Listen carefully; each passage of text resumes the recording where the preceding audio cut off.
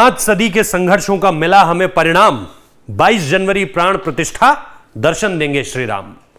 बात करेंगे आज कुछ ऐसी बातों की जो आपको अभी तक प्राण प्रतिष्ठा से जुड़ी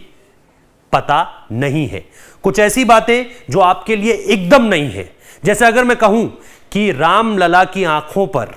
जिस दिन प्राण प्रतिष्ठा होनी है उस दिन काली पट्टी बंधी होगी, तो आप बता पाएंगे कि ऐसा क्यों हो रहा है, या आप जानते हैं इस चीज के बारे में। या अगर मैं आपसे यह कहूं कि दिसंबर के दूसरे हफ्ते में मूर्ति तैयार हो जाएगी, या मैं ये कहूं कि 2 मूर्तियां होंगी जिनका अलग अलग समय पर अलग अलग वक्त के हिसाब से जिनकी पूजा अर्चना होगी, जो 2 मूर्तियां राम मंदिर में रखी जाएंगी, जिसे एक को अचल मूर्ति के तौर पर देखा जाएगा, जिसका कद राम लला की मूर्ति से, जो कि बहुत छोटे से हैं, बहुत प्यारे से हैं, जिनके बारे में कई बार यह कहा जाता है कि मूर्ति देखने में थोड़ी सी दिक्कत होती है, इस वजह से एक दूसरी अचल मूर्ति लाई जा रही है और इस अचल मूर्ति को सरयू की घाट में डुबकी लगवाई जाएगी और यह तकरीबन जनवरी के मध्य में होगा। ये सारी की सारी कुछ ऐसी बातें हैं जिनके बारे में अभी तक जानकारी बहुत ज्यादा लोगों को नहीं है, लेकिन एनएमएफ न्यूज के माध्यम से हम आपको यह जानकारी दे रहे हैं और इन्हीं जानकारियों के साथ साथ आने वाले समय में आपको लगातार अपडेट्स मिलती रहेंगी। आपको यहां पर जुड़े रहना है, लेकिन हम आपको शुरुआत से बताते हैं कि ये चीजें कहां, कैसे, कब कब होने जाएंगी। एक चीज तो सबसे पहले ये तय मान लीजिए पूरी तरीके से कि रामलला के अब जब आप दर्शन करने जाएंगे, जब प्राण प्रतिष्ठा हो जाएगी, तो 2 मूर्तियां आपको दिखेंगी। दोनों ही मूर्तियों में रामलला के ही दर्शन होंगे। एक मूर्ति जो है थोड़ी बड़ी है और एक मूर्ति वही है जिसको लेकर के हम अभी तक आप लोगों के साथ जिनकी तस्वीरें सामने लेकर आते रहे हैं और जिनके आप दर्शन करते रहे हैं। लेकिन इससे पहले जो मूर्ति निर्माण है वो पूरा हो चुका है और वो जो है अलग अलग जगहों पर इसको लेकर के चीजें जो है वो चल रही है। बताया ये जा रहा है कि 3 मूर्तियां होंगी और 3 मूर्तियों में जो अलग अलग मूर्तियां हैं उनको राजस्थान के पत्थर से, राजस्थान का जो मार्बल है, या फिर मैसूर से इन मूर्तियों को जो है वहां की मिट्टी से, वहां के हिस्सों से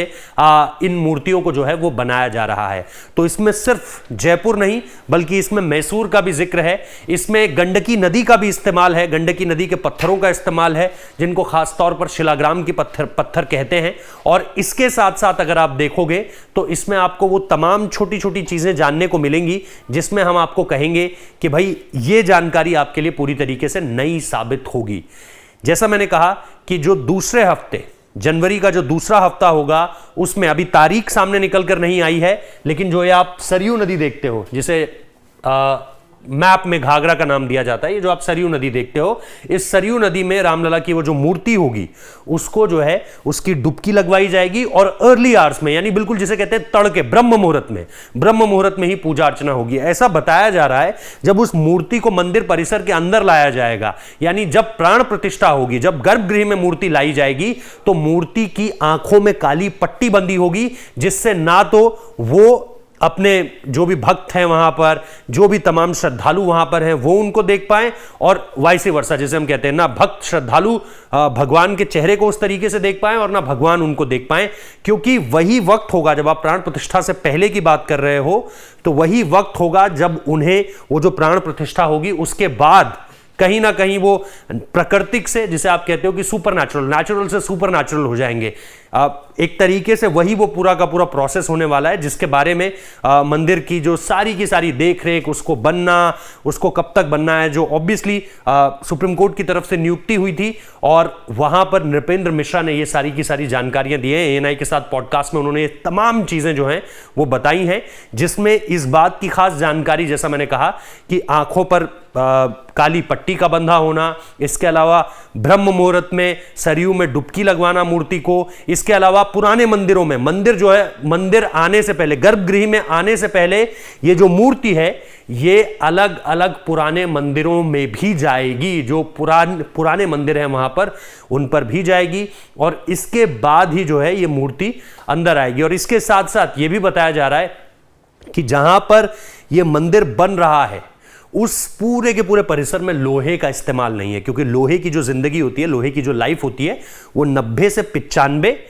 साल होती है, जबकि मंदिर जो है ये सोचकर बनाया जा रहा है कि हजारों सालों तक रहेगा। तो ऐसे में ये हैरान करेगी बात आपको कि मंदिर में कहीं कोई लोहा नहीं इस्तेमाल किया गया है, और इसके साथ साथ जो नींव भी खोदी गई है उसको लेकर के ये बताया जा रहा था कि वो सतह में बहुत ज्यादा मजबूत नहीं है। इसके लिए क्या किया गया, काफी गहरी जो है वो नींव खोदी गई, मिट्टी उसमें से निकाली गई, फिर एक दूसरी मिट्टी उसमें फिलअप की गई है जिसमें केमिकल्स हैं, जिसमें अलग अलग तरह के ऐसे तत्व हैं जो उस बुनियाद को बहुत ज्यादा ठोस कर देगी। और ये बहुत गहरी बुनियाद खोदी गई है जिससे मंदिर को किसी भी तरह के चाहे वो प्राकृतिक आपदाएं ही क्यों ना हो, क्योंकि बाढ़ के इलाके से तो इसको पूरी तरीके से बचाया गया। कल के दिन अगर कभी घाघरा यानी सरयू में अगर कभी बाढ़ आती भी है तो उसका असर आपको मंदिर पर पड़ता हुआ नहीं दिखाई देगा, लेकिन भूकंप जैसी चीजें भी मंदिर को जो है वो नुकसान नहीं पहुंचा पाएंगी। इसीलिए, और इसको लेकर के सिर्फ मंदिर परिसर ने अपनी हामी नहीं भरी है, बल्कि IIT मद्रास, रुड़की से अलग अलग इंस्टीट्यूशंस की देखरेख में, बैंगलोर, अलग अलग जगहों से, और इसके साथ साथ जो लाखों लाख ईंटें आई हैं, करीबन 5 लाख या 4 लाख के करीब ईंटें जो मंदिर परिसर में पहुंची थी देश के अलग अलग गांवों से, उनको भी जो है वो उनके चूरे को भी जो है वो मंदिर की बुनियाद में इस्तेमाल में लाया गया है। इसके अलावा सरकार की तरफ से, सरकारी तंत्र की तरफ से एक भी पैसा जो है मंदिर बनाने को लेकर के इस्तेमाल नहीं किया गया है। जो भी देश भर से श्रद्धालु या दुनिया भर से श्रद्धालुओं ने मंदिर परिसर के निर्माण के लिए भेजा है, उसी से राम मंदिर आपको बनता हुआ नजर आएगा। 22 जनवरी जैसा मैंने आपको बताया प्राण प्रतिष्ठा है, लेकिन इन सब के बीच अगर आप ये देखोगे, जटायु की एक बड़ी मूर्ति बन रही है, 20 फीट ऊंची, 15 फीट चौड़ी, और इस तरह के अलग अलग निर्माण हो रहे हैं। मंदिर के अंदर की दीवारों को जब आप देखोगे तो उसमें चित्र के जरिए, लिखा हुआ नहीं है, चित्र के जरिए जो है वो रामायण के अहम अहम हिस्से दर्ज किए गए हैं। प्रधानमंत्री नरेंद्र मोदी का यह कहना है कि इस मंदिर में किसी भी तबके को यह नहीं लगना चाहिए कि हम इसमें कहीं ना कहीं छूट गए हैं। हमारी मौजूदगी एक देश के रूप में इस मंदिर में होनी चाहिए। इसीलिए मंदिर के बाहर गोपुरम तक बनाए गए हैं। गोपुरम क्या होते हैं? दक्षिण भारत में जिन हिस्सों से मंदिर में प्रवेश किया जाता है उन्हें गोपुरम कहते हैं। और जब आप दक्षिण की मंदिर शैली को देखोगे, जब आप दक्षिण भारत की तरफ जाओगे और वहां मंदिरों के बनाव को देखोगे, तो उनकी स्थापत्य कला में जो है वो गोपुरम सबसे अहम हिस्सा होते हैं। गोपुरम वो द्वार होते हैं जिनसे आप मंदिर में घुसते हो। और अयोध्या में राम मंदिर के बाहर, परिसर के बाहर जब आप गोपुरम बना रहे हो तो आप यह बताने की कोशिश कर रहे हो कि आप दक्षिण से आने वाले हर श्रद्धालु को भी यह बताना चाहते हो कि ये आपकी संस्कृति, राम आपकी संस्कृति का भी हिस्सा है। तो ये ऐसी न जाने कितनी अनगिनत चीजें और नक्काशियां जो हो रही है, करीबन एक एक पिलर में 30-30 मूर्तियां हैं, और उनको बनाने के लिए अलग अलग लोग चुने गए हैं। जैसे अगर आप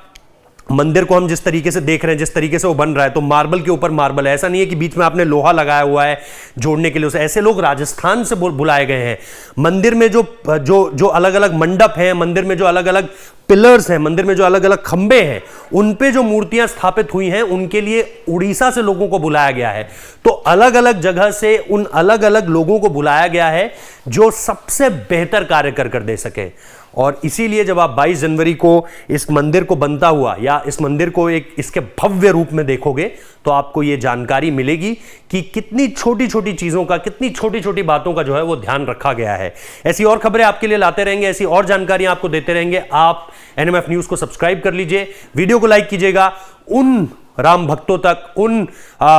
हिंदुत्व को मानने वालों तक इस वीडियो को पहुंचाइए जो इस पूरे के पूरे वीडियो से अपनी जानकारी को बढ़ा हुआ पाएंगे, और जिनको ये पता होना चाहिए कि रामलला की ये जो मूर्ति है जनवरी के दूसरे हफ्ते में कभी भी, अभी तारीख नहीं आई है, तारीख आई है तो आपको बता देंगे, सुबह तड़के जो है उसके स्नान होंगे सरयू घाट में। उसके बाद मंदिर परिसर, जो पुराने मंदिर हैं अयोध्या में, वहां पर यह मूर्ति जाएगी, और उसके बाद प्रवेश द्वार से आते हुए जब ये गर्भगृह में स्थापित होगी, जब गर्भगृह में प्राण प्रतिष्ठा होगी, तब उस वक्त पर जो है प्राण प्रतिष्ठा से थोड़ा पहले मंदिर की जो मंदिर के प्रवेश द्वार में घुसने के बाद और जब गर्भगृह में जाने से पहले इस